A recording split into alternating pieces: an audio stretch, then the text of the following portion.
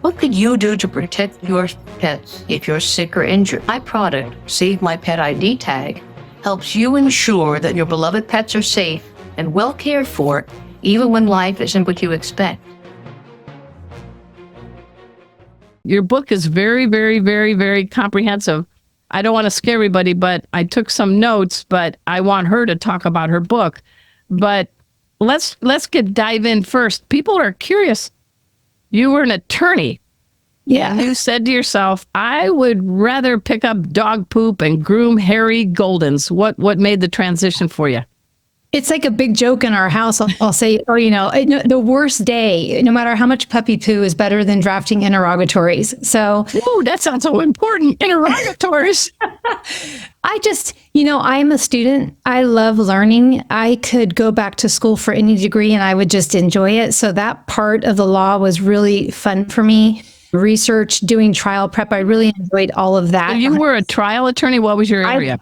I worked with a trial attorney, business litigation. He was the guy that stood up in court. I did things behind the scenes. So it's not my natural position. I always joke, that I have an Instagram full of puppies and not full of me, because I'm not the one that wants to be in front of the camera. But how long were you in practicing law?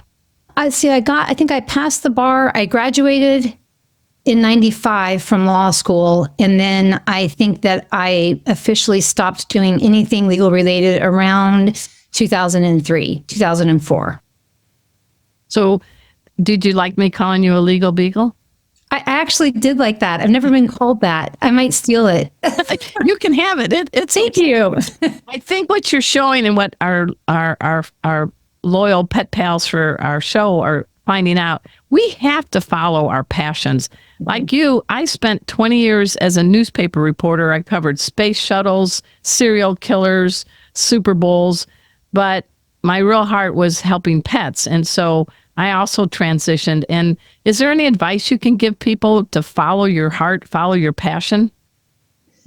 I think, it wasn't for me. I didn't say, oh, I want to do this instead. I think that, and I've heard this recently, that you have to do this scary thing of closing the door on what you're currently doing before the next door opens. And that is for sure what happens for me, because I didn't know that Nickelberry Goldens was in the future. I just knew that I couldn't continue in the legal field.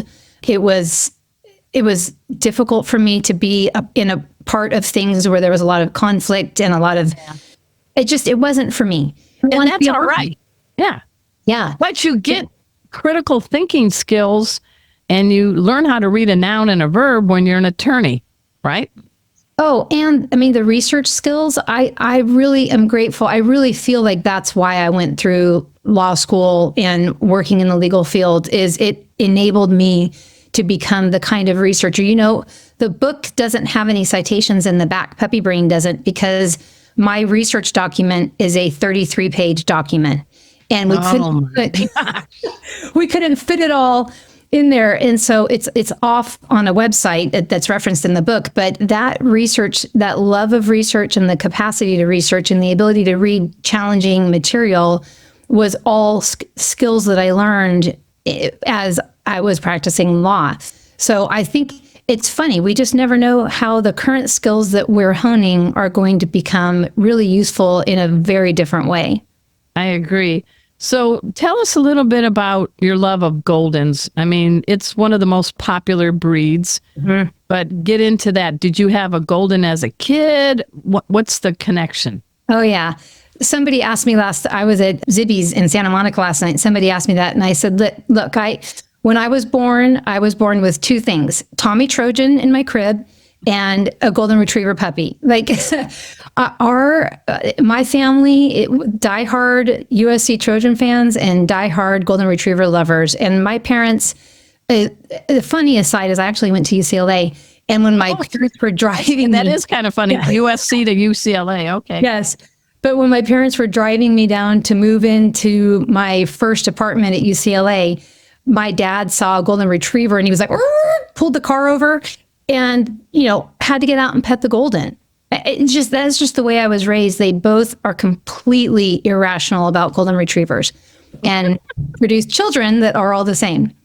So Nickelberry, is that the right word for Yes. your plate? Tell us about that, because people need to know there are responsible breeders out there, and there's a lot of people that love golden retrievers. And as we're going to dive in a little bit about your book, you really need to know a lot of things about a puppy and a breed and how to bring out the best health wise. Yes. I think, that has been a big surprise to me. I started my Instagram and I started posting about, I think probably early on, health clearances, because I am such an autodidact. And when I learn something, I feel like the information hurts me if I can't share it. And so Wait a minute, you said a big word, autodidact. What? Tell me. I've never seen that on a crossword puzzle. self learner, self-taught. Yeah. And I can't ever really learn enough. I just always want to know more. And understanding, I just felt like if I was going to purposefully bring puppies into this world, I owed it to the puppies to get to be as healthy as they could be and live healthy lives. And I owed it to the human beings who are trusting me to give them a puppy that I've done everything I can that will then be a healthy dog. And so that's an ethic that should be present in anybody who intentionally pairs dogs, period. And if they don't, then they shouldn't be breeding them. I mean, I'm really hardcore about that. Well, and Pet Pals, she demonstrates that in her dedication of the book, Puppy Brain. She writes, "To the hundreds of puppies I've raised, it has been an honor to be the first voice you've heard, the first hands you licked, the first human you loved. Thank you for trusting me." That's a pretty powerful dedication. Thank you. That almost makes me cry when you read it. I really feel it. I really feel it's such an honor that I get to be the impressionable human being that they form their first experiences with. Now, you may laugh, but I've written a number of books myself, and I always just tell my folks that we call the first year of a puppy's life the wonder year. You wonder where your sanity goes. Come on. True. You've got an expert in the house, the author of Puppy Brain. Carrie, you've got fast-growing, physically, mentally, a pack of pups. What do you think about the wonder year? I think that people should really be prepared to be completely exhausted. Okay. But I will say this. I do think that if you're really ready and you've really prepared, I mean, this is why I had to write the book, because I needed to be able, I had, with the families that take our puppies home, they got all this content over the last 15 years from me. And, really that's a big part of it, is getting prepared so that you don't have any surprises at home, like not having proper management, not having an area where a puppy can be. Just having a dedicated puppy zone can take away so much of the stress of that first year. It really can. And then if, you lay some great foundations, mostly that your puppy learns to be safe with you. Yes. Because it's all about attachment in those really, really baby puppy weeks. Then everything else goes so much more smoothly from there. So I think it's a lot. I mean, I never want to short sell how much work those early puppy weeks are. But if you lay a really strong foundation, it can actually go, it can be better than the horror stories. I like that. Thanks so much for making our tails wag by watching this guest interview from Arden Moore's Four-Legged Life. Make sure to subscribe so you're up to date with all of our Four-Legged Life content.